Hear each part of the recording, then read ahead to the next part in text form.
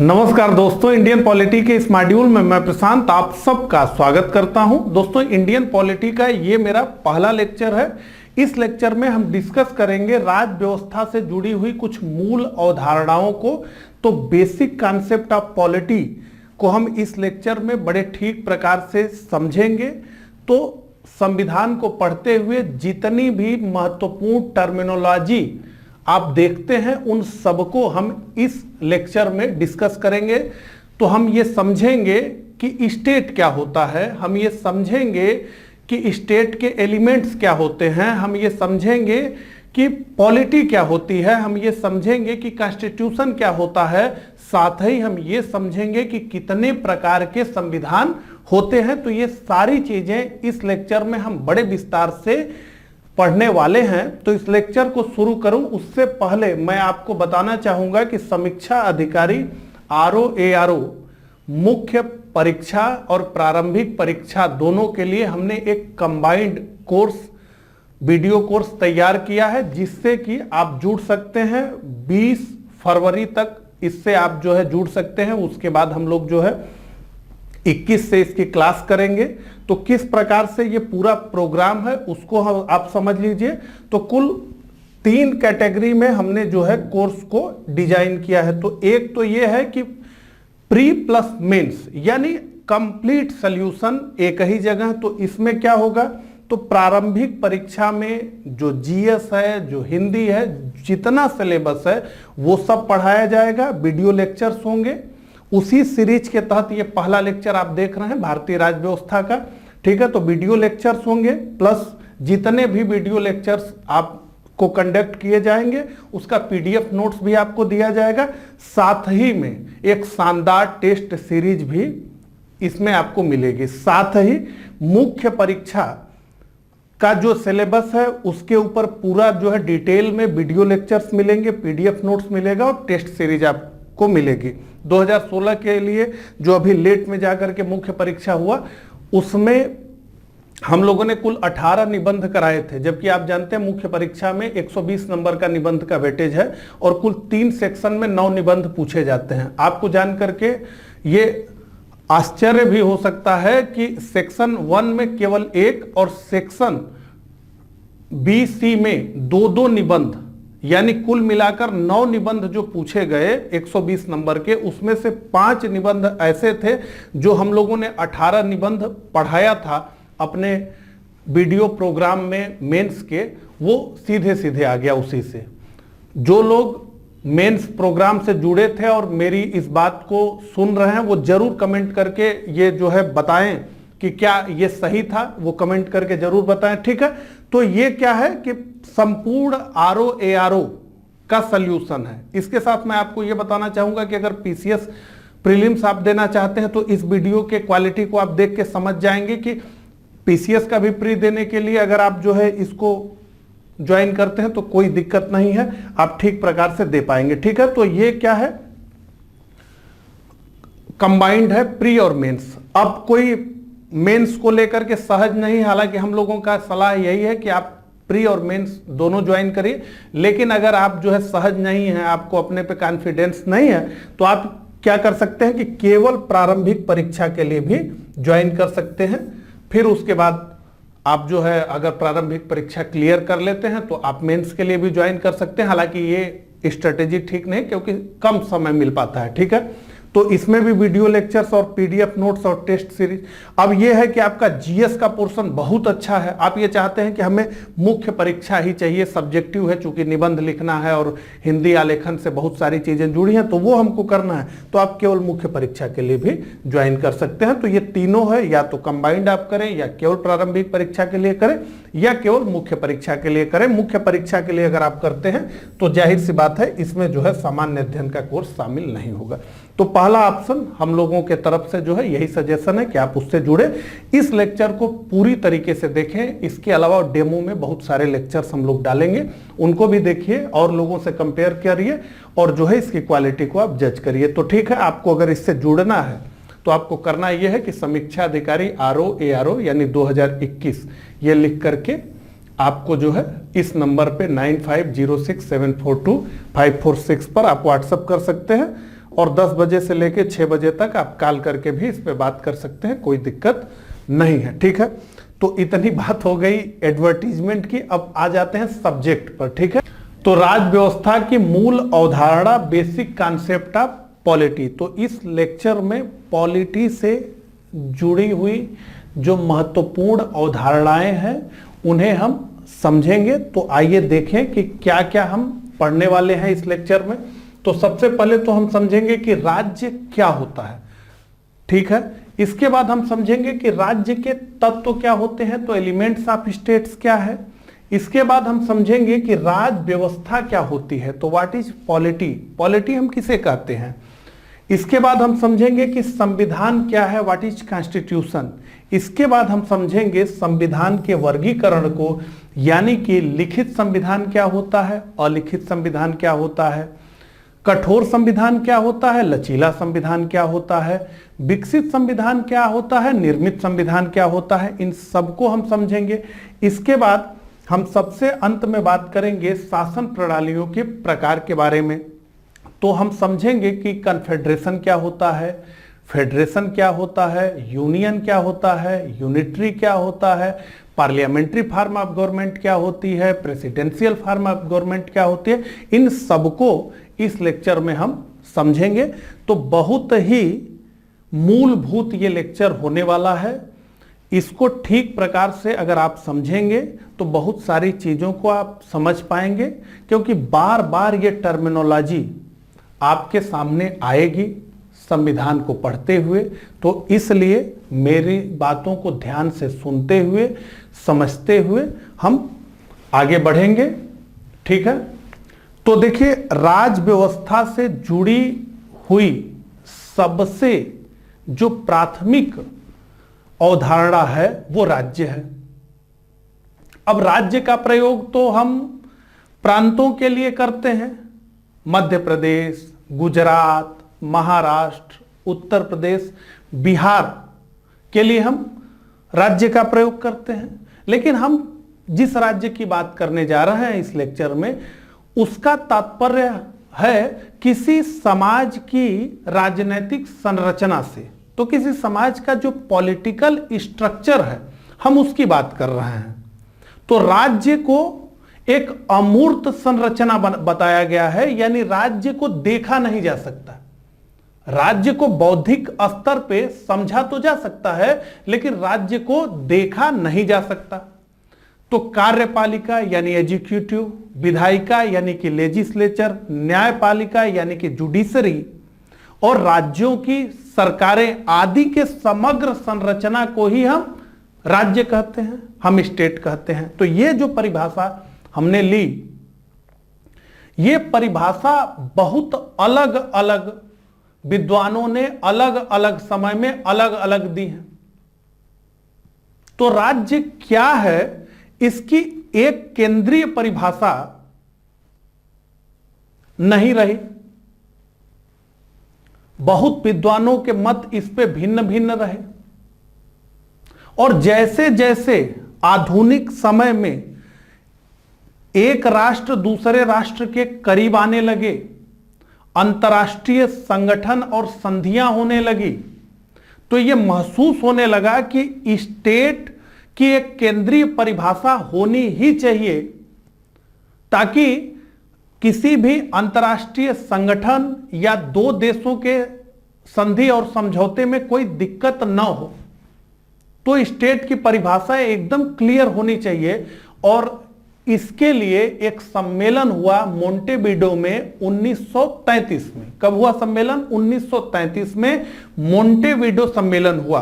असल में उसका पूरा नाम था राज्यों के अधिकार और उनके कर्तव्य पर सम्मेलन, यानी convention of rights and duties of state. Convention on rights and duties of state, राज्यों के अधिकार और उनके कर्तव्य पर सम्मेलन 1933 में हुआ, मोंटेविडो में हुआ। और इसीलिए इसे मोंटेविडो सम्मेलन के नाम से हम जानते हैं। तो सबसे पहले तो आप कमेंट करके ये बताइए कि ये मोंटेविडो है कहां पे। ठीक है, तो इस सम्मेलन में राज्य के 4 तत्व बताए गए। तो 4 एलिमेंट्स बताया गया जो है इस सम्मेलन में कि राज्य के 4 तत्व होने चाहिए, और ये 4 तत्व जहां है उसे हम स्टेट कहेंगे। ये मोंटेविडो से निकला।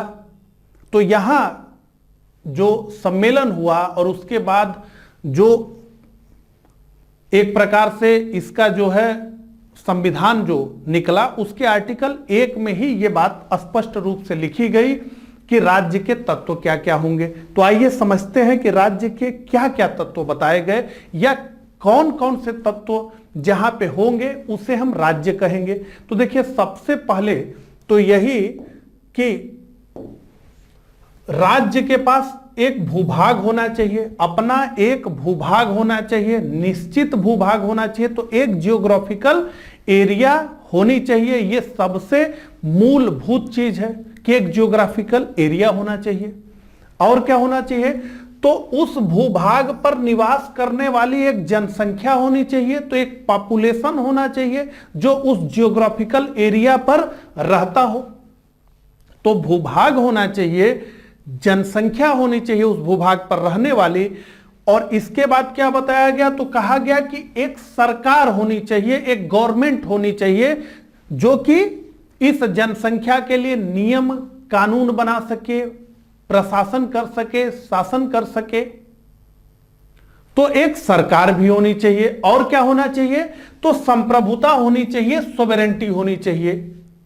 तो ये 4 तत्व स्टेट के बताए गए। यहां पे एक विषय और समझ लीजिए कि ये चारों के चारों तत्व अनिवार्य हैं, कोई भी वैकल्पिक नहीं है, इसमें कोई चॉइस का मामला नहीं है। ये चारों के चारों होने ही चाहिए। तो जहां ये चारों के चारों दिखेंगे उसे हम क्या कहेंगे?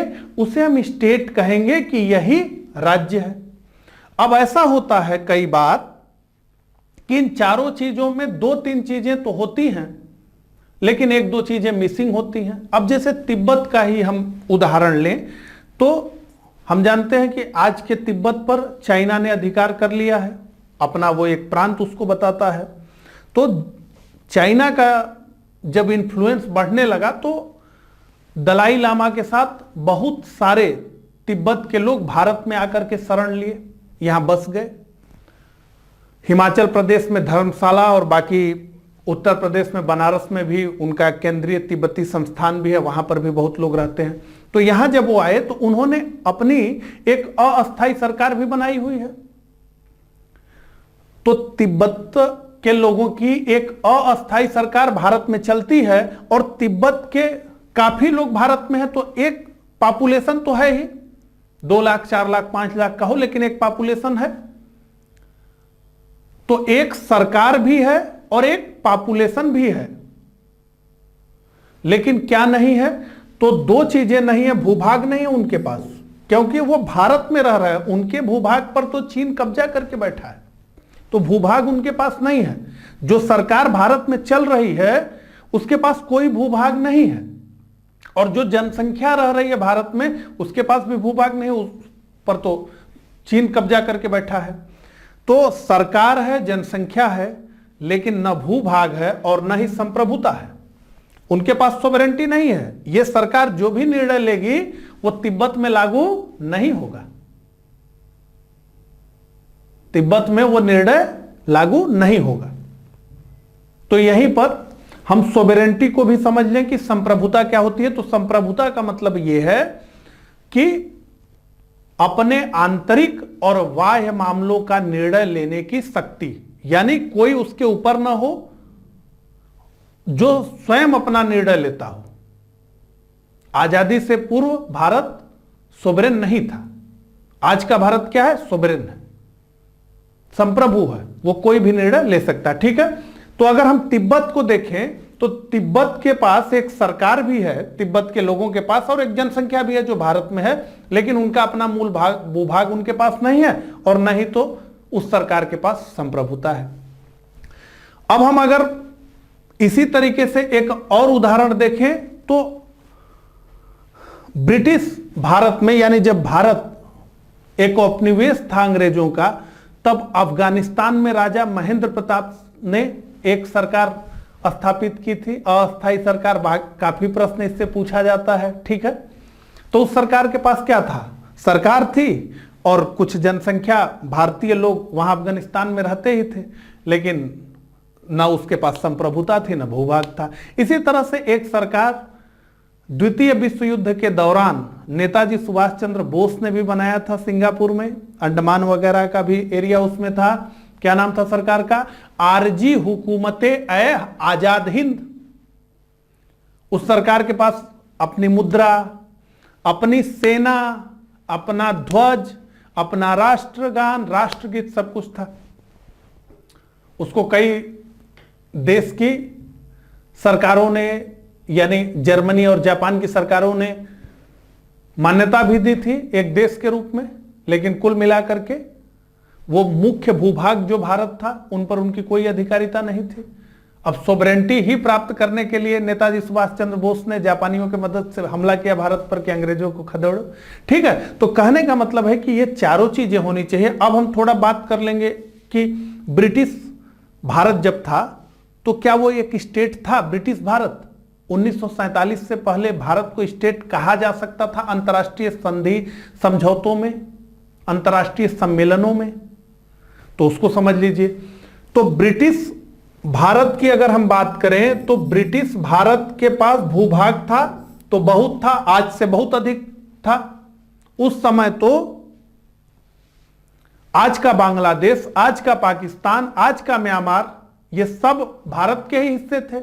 तो आज से बड़ा भूभाग था भारत के पास। जनसंख्या थी तो आज से कम थी, लेकिन कुल मिला करके ठीक ठाक ही थी। 33-34 करोड़ जनसंख्या थी। सरकार थी तो निश्चित रूप से सरकार थी, गवर्नर जनरल और वायसराय, और जो प्रांत थे उनमें गवर्नर बैठते थे, पूरा सरकार थी। क्या संप्रभुता थी? तो संप्रभुता नहीं थी, क्योंकि जो गवर्नर जनरल यहां का मुख्य प्रशासक था वो असल में ब्रिटेन की महारानी का एक कर्मचारी था, उनका एक प्रतिनिधि था। भारत के सभी निर्णय भारत में नहीं लिए जाते थे, लंदन में लिए जाते थे। भारत का जो राज्य सचिव था वो लंदन में बैठता था, भारत विभाग लंदन में था, और ये तो था ही। और दूसरी बात, सरकार भी भारतीयों की नहीं थी, भारतीयों की इच्छा मर्जी से वो सरकार नहीं चल रही थी, वो सरकार ताकत के बल पे चल रही थी।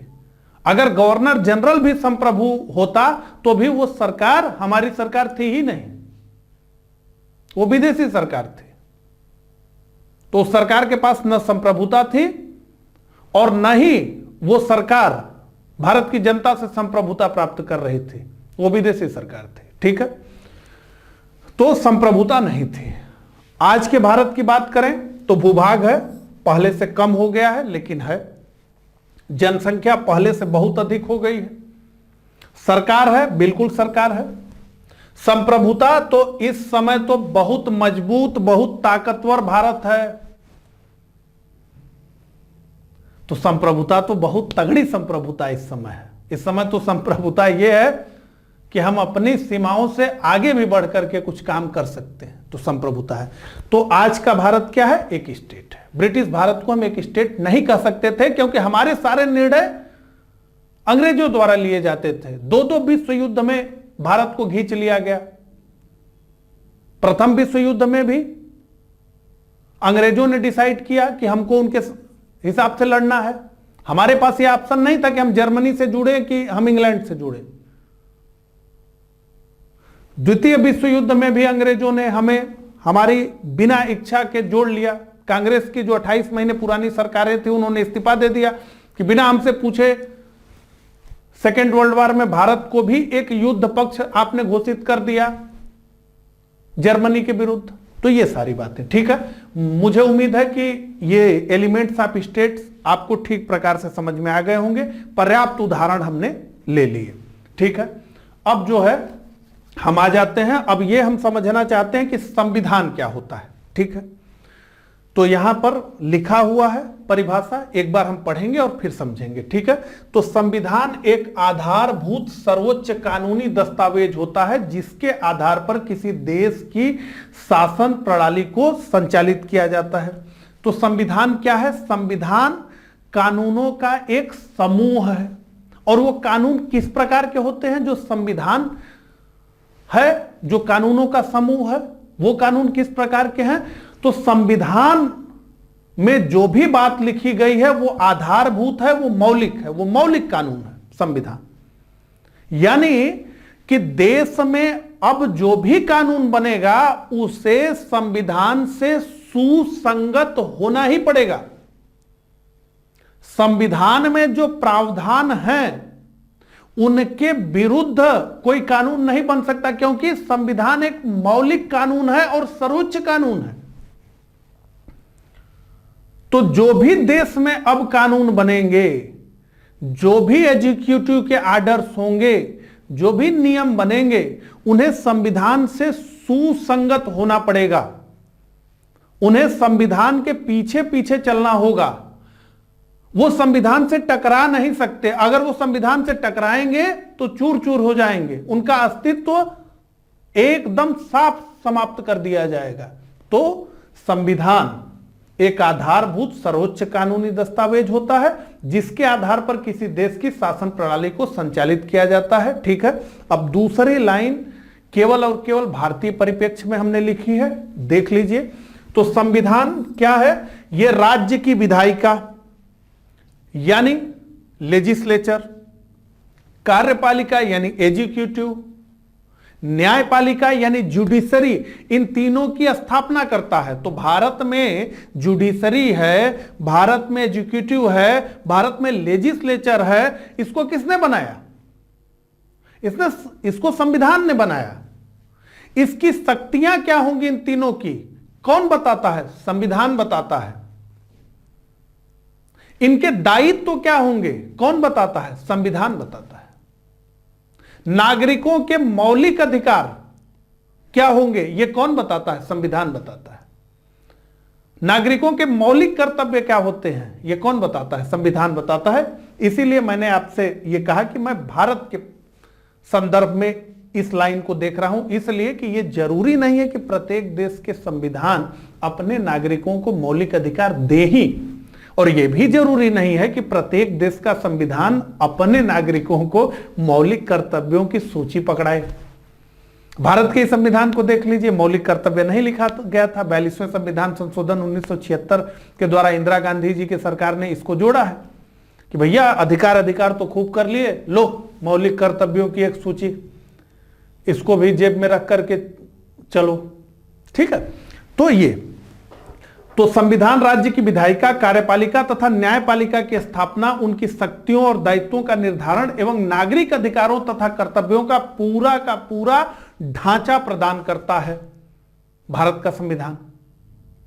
और अगर हमें एक लाइन में इन सारी बातों को समझना हो, जो सामान्य से सामान्य व्यक्ति को भी समझ में आ जाए, तो वो ये है कि प्रत्यक्ष या अप्रत्यक्ष रूप से लोक जीवन के सभी तत्व अंततः इसके द्वारा शासित होते हैं, यानी संविधान के द्वारा शासित होते हैं। तो लोक जीवन के सभी तत्व अंततः संविधान द्वारा शासित होते हैं।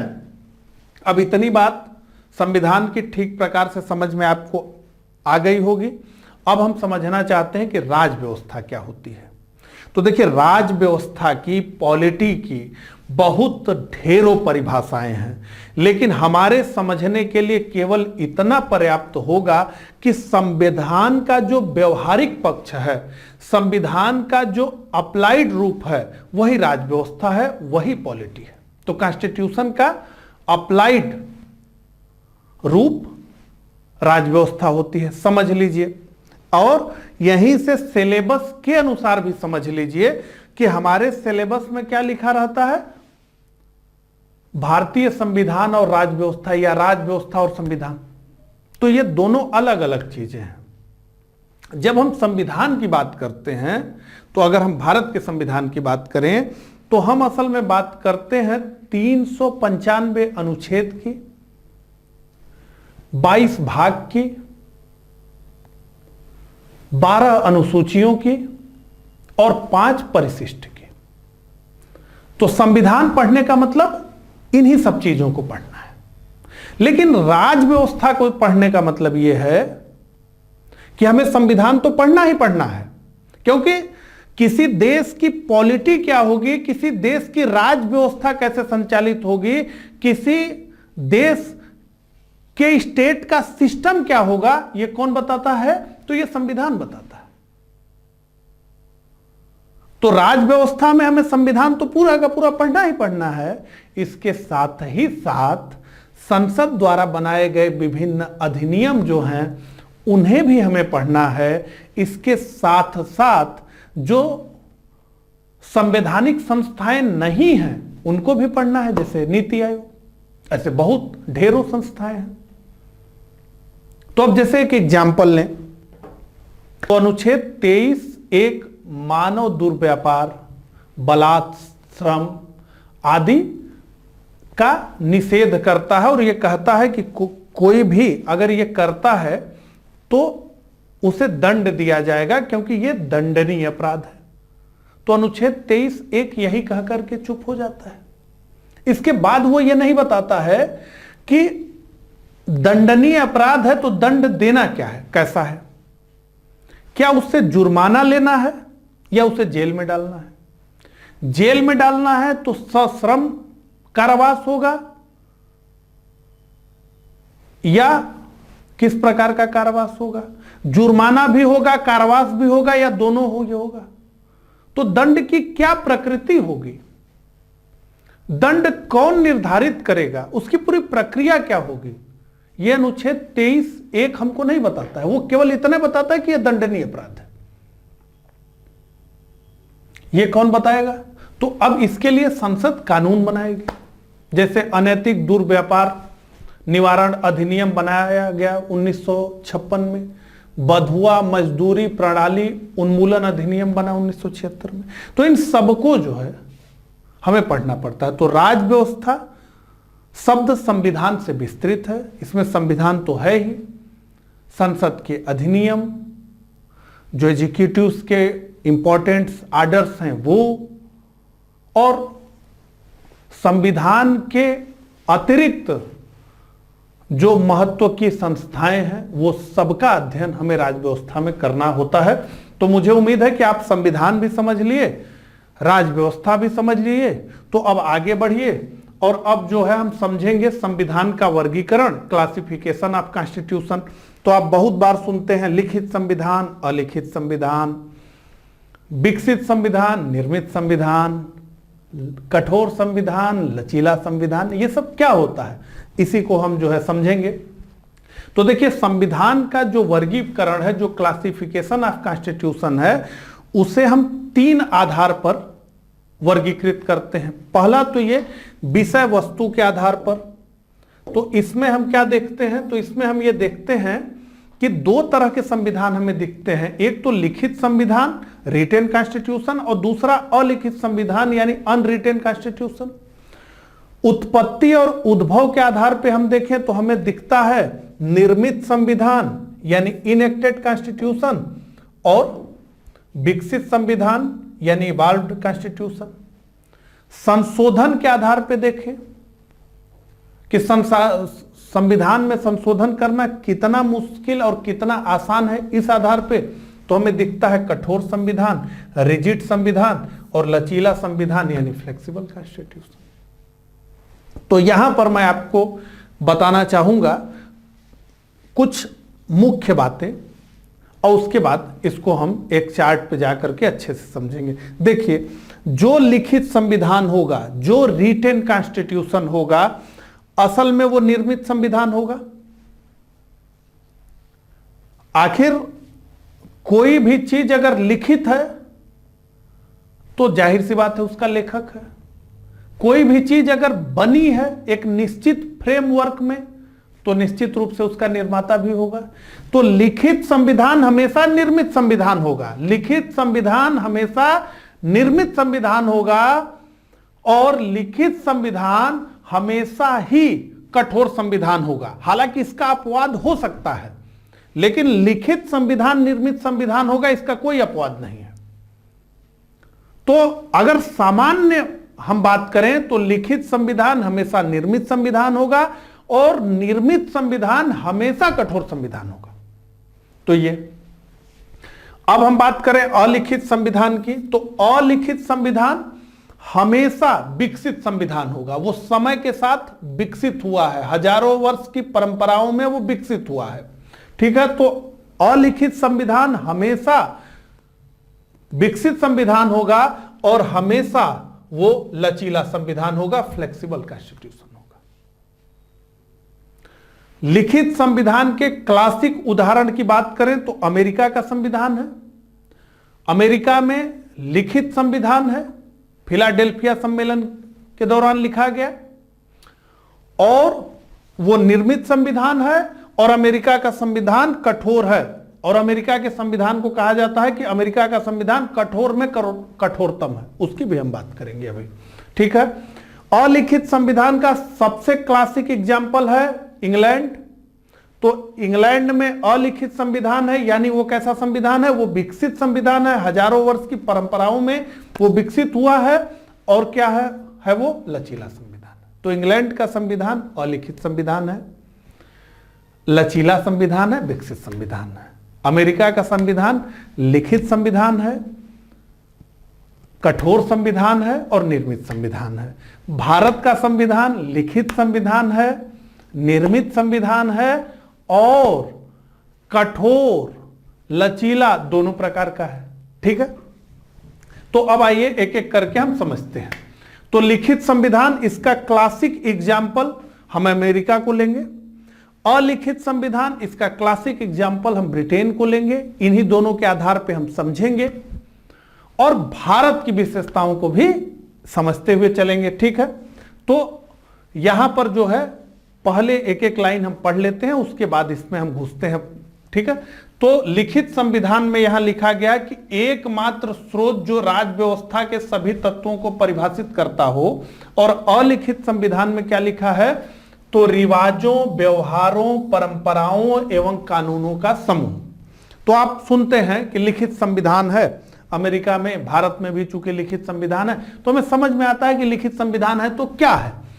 लेकिन जब हम सुनते हैं कि ब्रिटेन में अलिखित संविधान है तो फिर हम कंफ्यूज हो जाते हैं कि अरे अलिखित संविधान कैसा संविधान होता है। तो कई लोगों को तो यह लगता है कि अलिखित संविधान मतलब वहां कुछ भी लिखा नहीं गया है।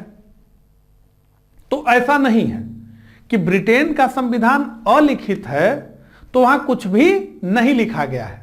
बहुत सारी चीजें हैं जो ब्रिटेन में भी लिखी गई हैं। और जिन देशों में लिखित संविधान होता है उन देशों में भी बहुत सारी चीजें ऐसी हैं जो लिखी नहीं गई हैं। तो लिखित संविधान वाले देशों में भी अलिखित तत्व पाए जाते हैं और अलिखित संविधान वाले देशों में भी बहुत सारे तत्व लिखित पाए जाते हैं। तो फिर इसका एग्जाम्पल क्या होगा, या हम कैसे दोनों को अलग कर सकते हैं। तो शेष बात करने से पहले यही मैं आपको बता दूं, देखिए एक ही पुस्तक में लिखा लिखित संविधान का सीधा सा मतलब है कि भारतीय राज्य व्यवस्था के सभी तत्वों को एक ही पुस्तक में समाहित कर लिया गया। क्या हमने देखा, विधायिका, कार्यपालिका, न्यायपालिका की स्थापना, उनकी शक्तियां, उनके दायित्व भारत में भी है, अमेरिका में भी है, नागरिकों के मौलिक अधिकार, उनके कर्तव्य, सारी चीजों को कहां लिखा गया है, एक ही जगह लिखा गया है। और उस किताब को कहा गया कि यह सर्वोच्च किताब है, यह मौलिक किताब है, यह आधारभूत किताब है, अब सबको इसके अनुसार ही चलना पड़ेगा। तो लिखित संविधान का सबसे जो अच्छा उदाहरण है वो यही है कि यहां पे एक ही पुस्तक में सब चीजें लिखी गई हैं। और अलिखित संविधान जिन देशों में है वहां क्या है, वहां अलग अलग पुस्तकों में लिखा गया है। वहां क्या है, अलग अलग पुस्तकों में लिखा गया है। तो ब्रिटेन का सबसे महत्वपूर्ण 1215 का मैग्ना कार्टा, वो अभी तक अधिकार देता है। बिल्स ऑफ राइट 1689 का, 1628 का पेटिशन ऑफ राइट्स, ये क्या है? ये एक प्रकार से ब्रिटेन के संविधान है। अगर स्टब्स के शब्दों में कहें तो वो क्या कहता है कि इंग्लैंड के संविधान का इतिहास महान अधिकार पत्र की व्याख्या है। इंग्लैंड के संविधान का इतिहास महान अधिकार पत्र की व्याख्या है। महान अधिकार पत्र क्या है? Magna carta. तो 1215 में ब्रिटेन के राजा जॉन और उनके बैरून्स यानी सामंत के बीच एक जो समझौता हुआ, जिसमें पहली बार यह बात प्रतिस्थापित हुई कि राजा विधि से ऊपर नहीं है, राजा भी विधि के नीचे है, ला के नीचे राजा है। राजा विधि के ऊपर नहीं है, विधि राजा के ऊपर है। तो राजा जो बोल दे वही कानून नहीं, राजा वही बोले जो कानून कहता है। तो राजतंत्र में क्या था? राजा जो बोले वही कानून। लेकिन ब्रिटेन में पहली बार 1215 में यह जो है घोषित हुआ कि राजा जो बोले वही कानून नहीं, राजा वही बोले जो कानून कहता है। तो राजा विधि के नीचे है। तो बड़ा महत्व है मैग्ना कार्टा का इंग्लैंड में। 1688 में वहां गौरवमयी क्रांति हुई, ग्लोरियस रिवॉल्यूशन कहते हैं। गौरवमयी क्रांति, गौरवमयी क्यों? रक्तहीन क्रांति हो गई, कोई तलवार की जरूरत ही नहीं पड़ी। और एक प्रकार से वहां यह मान लिया गया कि अब राजतंत्र का अवसान हो रहा है और जनतंत्र का उदय हो रहा है, यानी संवैधानिक राजतंत्र, राजा तो अभी है भी है। अब जो है संसद का प्रभुत्व प्रारंभ हो रहा है इस तरीके से। तो ये सब जो है बिल ऑफ राइट्स है, पिटिशन ऑफ राइट्स है, हेबस कार्पस और 1215 का मैग्ना कार्टा। मैग्ना कार्टा लिबर्टेटम, स्वतंत्रताओं का महान आदेश पत्र। तो एक ब्रिटिश विद्वान विलियम पिट, बताइए कमेंट करके मैं किनको कोट कर रहा हूं, विलियम पिट। आगे हम इनके बारे में बात करेंगे। तो Magna carta, petition of rights, bill of rights British संविधान की बाइबिल है, ये विलियम पिट कहते हैं। तो इसका मतलब है कि जो बिल ऑफ राइट्स है, जो पिटिशन ऑफ राइट्स है, जो मैग्ना कार्टा है 1215 का, ये सब तो लिखे ही हुए हैं ना, लेकिन एक पुस्तक में नहीं है। तो पहले तो ये आप क्लियर हो जाइए कि अलिखित संविधान वाले देशों में भी संविधान के ज्यादातर हिस्से लिखित ही होते हैं, और लिखित संविधान वाले देशों में संविधान के कई प्रावधान अलिखित हो सकते हैं, वहां भी परंपराएं विकसित हो सकती हैं। ठीक है, यह समझ में आ गया। अब जो है यहां समझें कि और क्या क्या होता है अलिखित वाले में, यह तो हमने समझ लिया। ठीक है, तो कुल मिला के दिमाग में यह रखिए कि अलिखित संविधान देश वाले देशों में तो बहुत सारी चीजें लिखी भी हैं, लेकिन वो एक डॉक्यूमेंट्स में नहीं इकट्ठा किया गया है। और लिखित संविधान वाले देश में यहां भी बहुत सारे कानून हैं, लेकिन एक मौलिक संविधान जो सब कानूनों को संचालित करेगा, पूरे देश को संचालित करेगा, वो एक ही पुस्तक में लिखा गया है भारत में, भारत का संविधान। ठीक है, अब यहां देखिए, तो यहां पर क्या है, यहां पे रिवाज, व्यवहार, परंपरा। अब जो लिखा गया है वो तो लिखा गया है। ब्रिटेन में परंपराओं का बहुत महत्व है, यानी कहीं वो लिखा पढ़ा नहीं गया है, वो समय के साथ विकसित हो गया, वो परंपरा हो गई देश की, कन्वेंशन हो गया। तो कन्वेंशन का ब्रिटेन में बहुत महत्व है। अब जैसे हम जानते हैं कि गौरवमयी क्रांति के बाद जो है संवैधानिक राजतंत्र हो गया ब्रिटेन। तो अब एक ये परंपरा हो गई कि ब्रिटिश राजा या रानी अपने मंत्रिमंडल या ब्रिटेन का ही मंत्रिमंडल कह दीजिए अभी, लेकिन वहां राजा के ही मंत्री होते हैं, ठीक है। तो मंत्रिमंडल की सलाह पर ही काम करेगा, ये वहां परंपरा है, ये कहीं लिखा नहीं है। भारत में राष्ट्रपति मंत्रिमंडल के सलाह पर ही काम करता है, लेकिन ब्रिटेन में ये कहीं लिखा नहीं गया है। ये समय के साथ विकसित हो गया। और क्या विकसित हो गया? एक विषय और विकसित हो गया कि ब्रिटेन में 2 पार्लियामेंट्री फॉर्म ऑफ गवर्नमेंट है ब्रिटेन में, तो 2 सदन है, एक हाउस ऑफ लॉर्ड्स और एक हाउस ऑफ कॉमन्स, ठीक है। तो हाउस ऑफ लॉर्ड्स हमारे राज्यसभा की तरह और हाउस ऑफ कॉमन्स हमारे लोकसभा की तरह। तो वहां समय के साथ एक परंपरा ये विकसित हो गई, कहीं नहीं लिखा है, ये समय के साथ परंपरा विकसित हो गई कि जो भी प्राइम मिनिस्टर ब्रिटेन का बनेगा वो हाउस ऑफ कॉमन्स का ही मेंबर होगा। हाउस ऑफ लॉर्ड्स से अगर कोई है तो ब्रिटेन का प्राइम मिनिस्टर नहीं बन सकता। ये क्या है? कन्वेंशन है, ये परंपरा है। भारत में क्या है? भारत में यह है कि आप राज्यसभा के सदस्य हो या लोकसभा के सदस्य हो, आप भारत के प्रधानमंत्री बन सकते हैं। लेकिन यहां भी देखिए, यहां चूंकि परंपराएं बाधित हो जाती हैं, हम लोगों का परंपराओं के प्रति बहुत आग्रह नहीं है, लेकिन अभी भी देखेंगे कि जो भी नेता अपने को जन नेता मानता है भारत में भी, वो हमेशा लोकसभा से चुन करके आता है। और जो अधिकारी टाइप का जो है, नौकरशाही से निकल करके व्यक्ति आता है, जो उस तरह नहीं, जैसे मनमोहन सिंह जी को देख लीजिए, राज्यसभा से थे।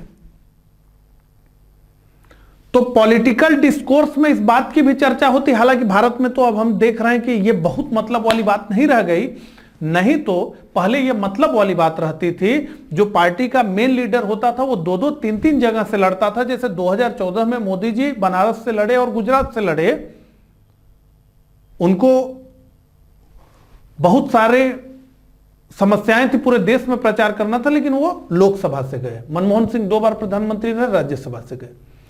तो यहां पर परंपरा विकसित नहीं हो पाई। लेकिन जितने भी बड़े नेता जो अपने को जन नेता समझते हैं, जो अपना इन्फ्लुएंस समझते हैं, वो सब लोकसभा से ही चुन करके प्रधानमंत्री होते हैं। फिर चाहे वो अटल जी हो, चाहे नेहरू जी रहे हो, चाहे इंदिरा जी रही हो, चाहे राजीव गांधी रहे हो, या फिर जो है कांग्रेस की अध्यक्षा सोनिया गांधी भी चुनाव लड़ती हैं, राहुल गांधी भी चुनाव लड़ते हैं, बहुत सारे नेता चुनाव लड़ते हैं, ठीक है। हालांकि हमारे यहां परंपरा विकसित नहीं हो पाई, लेकिन 60-70 साल तक अगर इसी तरह से चलता कि सारे लोग जो है लोकसभा से ही आते, तो क्या होता? ये परंपरा हो जाती। लेकिन यहां नहीं। तो ब्रिटेन में क्या है? ये परंपरा है कि हाउस ऑफ कॉमन्स से ही आएंगे आप हाउस ऑफ लॉर्ड्स से नहीं आ पाएंगे। लेकिन ये लिखा कहीं नहीं है। ब्रिटेन के महाराजा या महारानी संसद द्वारा पारित सभी विधेयकों पे अपना सिग्नेचर जरूर करेंगे, कहीं नहीं लिखा है। यह परंपरा है कि कागज चला गया तो आपको जो है साइन करना है।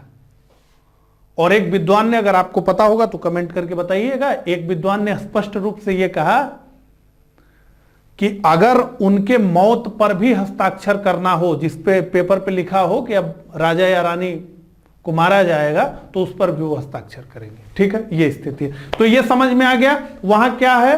अलिखित संविधान वाले देशों में परंपराएं हैं, रिवाज है, प्रथाएं हैं, कस्टम्स हैं, और लिखित भी है। संसद के कानून भी हैं, संसद जो पारित करती है कानून, वो सब हैं, ठीक है। ये समझ में आ गया। तो लिखित संविधान वाले देशों में एक ही पुस्तक में लिखा गया है, यहां अलग अलग लिखा हुआ है, बहुत सारा हिस्सा लिखा हुआ है, बहुत सारी चीजें नहीं लिखी गई हैं, ठीक है। तो अगर यह प्रश्न आपसे आए प्रीलिम्स में भी, तो इस बात को ध्यान में रखिएगा कि लिखित संविधान वाले देशों में सब कुछ लिखित नहीं होता। और आप कमेंट करके ये भी बताइए, हम लोग देखिए इस तरह का प्रयास करें कि हम लोग एक दूसरे से जुड़ करके पढ़ें, ठीक है। तो आप भी एक्टिव लर्नर्स बनिए। जो भी मैं प्रश्न पूछता हूं उसका अच्छे से उत्तर या तो पता है तो दीजिए, नहीं तो कोशिश करिए। जब हम किसी चीज को सर्च करते हैं ना, तो बहुत सारी चीजें हमें पता चलती हैं। तो ये समझ में आ गया कि लिखित संविधान देशों में सब चीजें लिखी होती हैं। अगर ये स्टेटमेंट है तो उसको गलत काटिए, सब कुछ लिखित नहीं होता। वहां भी परंपराएं होती हैं, वहां भी प्रथाएं होती, कस्टम। अलिखित देशों में सब कुछ अलिखित होता है, तो ऐसा नहीं है। हाँ, ये मूल परिभाषा है कि लिखित संविधान वाले देशों में एक ही पुस्तक में लिखित होता है लगभग सारी चीजें, और यहां अलग अलग लिखा होता है। ठीक है, अब आगे बढ़ते हैं। लिखित संविधान जहां है वहां संविधान की सर्वोच्चता का सिद्धांत होता है। लिखित संविधान जहां जहां होता है, जिन देशों में, वहां संविधान की सर्वोच्चता का सिद्धांत होता है। यानी supreme law of the land क्या है? संविधान है। संविधान supreme law of the land है, सर्वोच्च कानून है देश का संविधान। और यहां क्या है? यहां संसद की सर्वोच्चता रहती है। अब यहां पे भी समझ लीजिए, देखिए हर बात को अगर कॉन्सेप्ट से समझेंगे तो आपको मजा आएगा, याद भी रहेगा। अब जहां अलग अलग चीज है, तो मैग्ना कार्टा को हम सर्वोच्च कहें कि बिल ऑफ राइट्स को कहें कि पिटिशन ऑफ राइट्स को कहें, हम किसको सर्वोच्च कहें? हमारे पास तो कई समान प्रकार के ही प्रावधान है। तो जब एक ही पुस्तक में लिखा नहीं है तो सर्वोच्चता का सिद्धांत आ भी नहीं सकता। आप 10 चीजों को सर्वोच्च तो नहीं बना सकते। तो लिखित संविधान में चूंकि सारी चीजें लिखी गई हैं, एक ही पुस्तक में है, उसका नाम संविधान है, तो हम कह देते हैं कि संविधान की सर्वोच्चता। तो यहां लिखित संविधान में संविधान की सर्वोच्चता होती तो ही है, लेकिन एक ही किताब है संविधान नाम की, तो उसको सर्वोच्च बनाया जा सकता है। यहां तो अगर करना भी कोई चाहे तो नहीं कर पाएगा, क्योंकि 4 सोर्सेस हैं, तो किसको किसको बनाया जाए। और यहां पे अलिखित में, और अगर ब्रिटेन की बात करें तो ब्रिटेन में तो जो स्कॉलर रहे हैं, जो विधिवेता रहे हैं, उनकी भी बातों को कोट किया जाता है, जैसे डाइसी बहुत प्रसिद्ध विधिवेता। तो संसद की सर्वोच्चता, सुप्रीमेसी ऑफ पार्लियामेंट। तो यहां पे क्या होता है, अलिखित संविधान वाले देश में, या ब्रिटेन की हम बात करें, हम ब्रिटेन के हिसाब से ही चीजों को देखते हैं, तो यहां संसद सर्वोच्च है। ब्रिटेन में क्या है?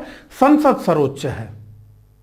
तो टालमी यह कहता है कि ब्रिटेन की संसद एक पुरुष को स्त्री और स्त्री को पुरुष बनाने के अलावा कुछ भी कर सकती है, और स्त्री को पुरुष और पुरुष को स्त्री, वो इसलिए कहा क्योंकि उस समय यह असंभव कार्य था कि स्त्री को पुरुष और पुरुष को स्त्री नहीं बनाया जा सकता। यानी जितने संभव कार्य हैं वो सब ब्रिटेन की संसद कर सकती है। अब तो टेक्नोलॉजी इतनी विकसित हो गई कि स्त्री को पुरुष और पुरुष को स्त्री भी बनाया जा सकता है। यानी अब वो संभव कार्य रह गया, टालमी के समय वो असंभव कार्य था। तो ब्रिटिश संसद स्त्री को पुरुष, पुरुष को स्त्री बनाने के सिवाय कुछ भी कर सकती है। और यहां पे क्या है कि यहां पे संविधान की सर्वोच्चता है। कोई संसद, कोई सरकार, कोई न्यायपालिका, कोई नहीं, सबसे ऊपर संविधान। तो संसद का कानून अगर संविधान के विपरीत खड़ा है तो वो चकनाचूर कर दिया जाएगा। और यहां क्या है, संसद का जो कानून है वही सर्वोच्च है, उससे ऊपर कोई नहीं है। तो ब्रिटेन में संसद की सर्वोच्चता है। अब इतना आप समझ लिए तो जो है, अब आगे बढ़ते हैं। तो निर्मित संविधान, तो लिखित संविधान हमेशा निर्मित संविधान होता है। तो देखिए हमने बहुत ही जो है बारीकी से इस चार्ट को प्रिपेयर किया है। देखिए हमने लिखित और अलिखित को समझ लिया, अब इसी में हम निर्मित और विकसित को समझ रहे हैं। इसी में हम निर्मित और विकसित को समझ रहे हैं। ठीक है, इनएक्टेड कॉन्स्टिट्यूशन, इसीलिए हमने जो है इसको अलग कलर से लिख दिया। तो एक निश्चित संस्था द्वारा एक निश्चित अवधि में बनाया गया। तो निर्मित संविधान क्या है? एक निश्चित संस्था द्वारा एक निश्चित अवधि में बनाया गया। भारत का संविधान लगभग 3 साल में बना, 2 साल 11 महीने 18 दिन में बना। एक संविधान सभा बनी। तो जहां भी लिखित संविधान होगा वहां एक संस्था होगी ही होगी जो उसको बनाएगी। भारत में वो संविधान सभा थी। जल्दी से कमेंट करिए कितने मेंबर थे संविधान सभा में।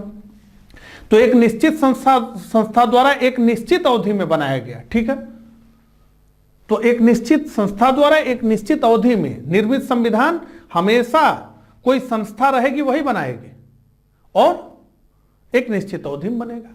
लेकिन यह विकसित संविधान क्या है, इवाल्व कॉन्स्टिट्यूशन क्या है, यह ऐतिहासिक विकास क्रम में विकसित हो गया है। यहीं पे परीक्षा के लिए बहुत महत्वपूर्ण तथ्य, अमेरिका का संविधान सबसे प्राचीन लिखित संविधान है।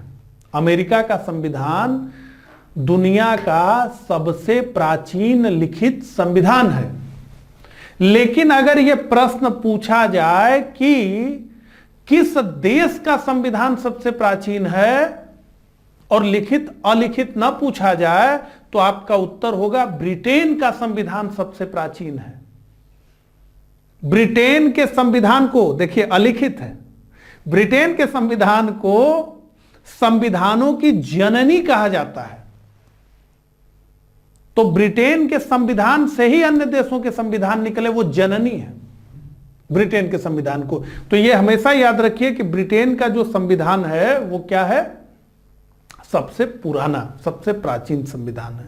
अमेरिका का संविधान क्या है, सबसे प्राचीन लिखित संविधान है। और भारत का संविधान क्या है, सबसे विस्तृत लिखित संविधान। ठीक है, इतनी बात हम समझ लिए। तो ब्रिटेन का संविधान किसी ने बैठ करके लिखा नहीं, हजारों वर्षों में यह अपने आप विकसित हो गया, परंपराएं बनती चली गई, समय समय पर जो है तमाम तरह के अधिनियम आते चले गए, उन्हीं से संविधान बन गया। कोई निश्चित संस्था नहीं थी, हजारों साल में यह विकसित हो गया। ठीक है, यह समझ में आ गया। अब उदाहरण ले लीजिए लिखित संविधान के, कुछ नाम तो पता होने ही चाहिए। तो अमेरिका का संविधान भैया लिखित संविधान है, दुनिया का सबसे पहला लिखित संविधान।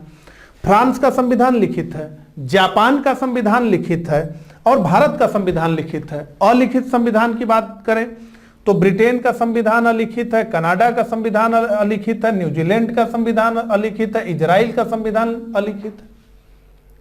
तो लिखित अलिखित संविधान, उनके उदाहरण, निर्मित और विकसित संविधान और उनके उदाहरण हमने देख लिया। अब हम बात करेंगे कठोर और अनम्य संविधान क्या होता है और लचीला या नम्य संविधान क्या होता है। तो फ्लेक्सिबल कॉन्स्टिट्यूशन क्या होता है और रिजिड कॉन्स्टिट्यूशन क्या होता है, उसको हम समझेंगे। देखिए, जब हम रिजिड की बात करते हैं या कठोर की बात करते हैं तो हम, इसका तात्पर्य हमारा यह है कि उस संविधान में संशोधन करना कितना मुश्किल या कितना कठिन है।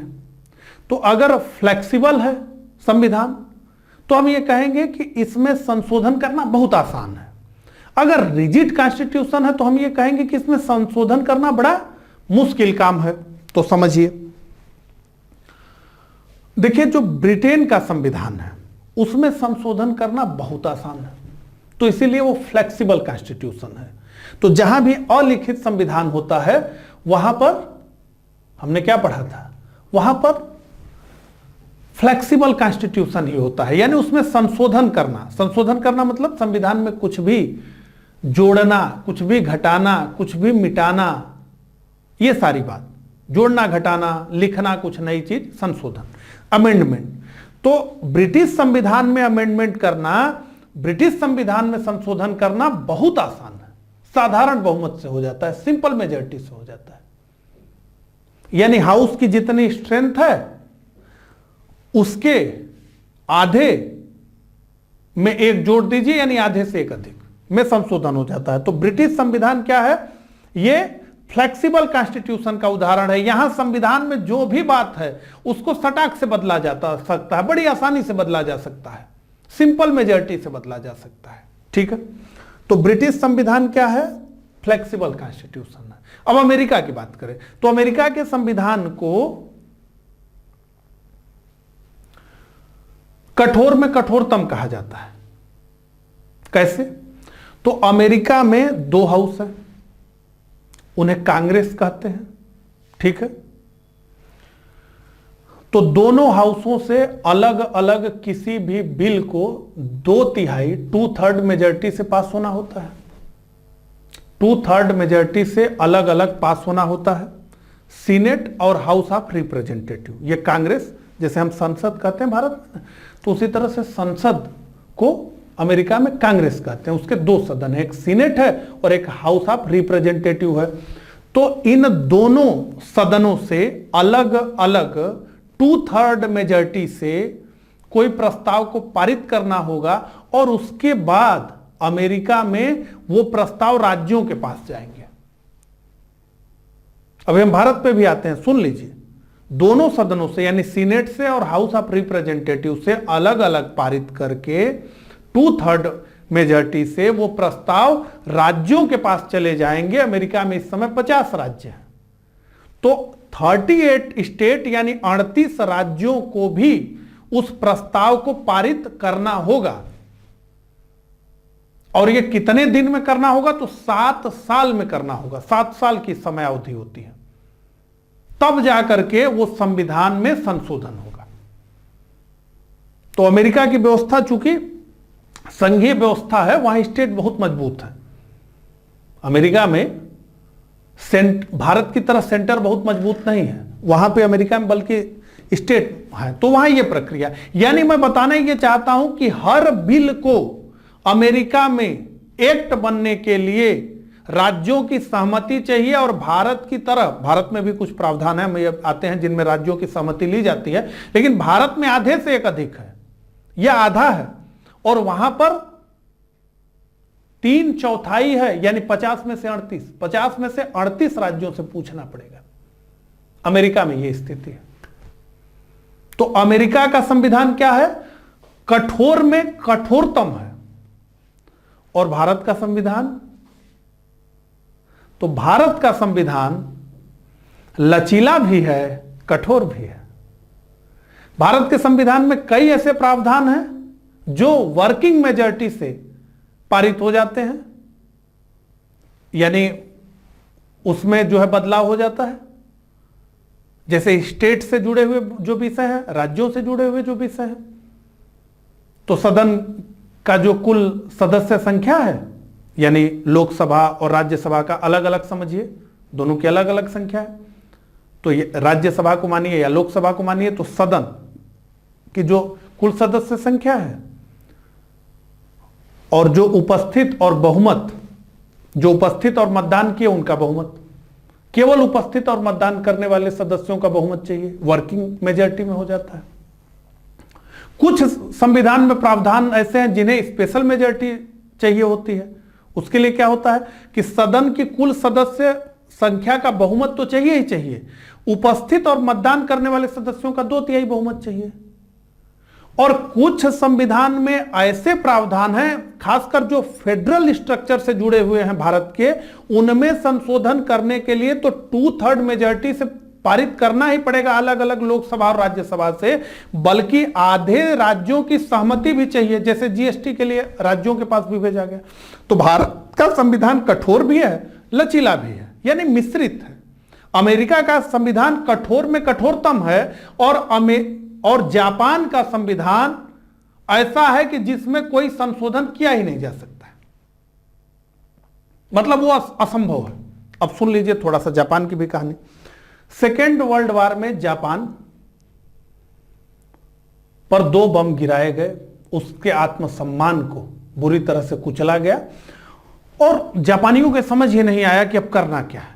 ठीक है, सरेंडर उन्होंने कर दिया। जापान का संविधान अमेरिकियों ने लिखा, अमेरिका ने लिखा। और जापान के संविधान में यह प्रक्रिया बता दी गई कि डाइट से कोई बिल, डाइट यानी जापान की संसद, अभी हमने कांग्रेस की बात की तो अमेरिका की संसद, ठीक है।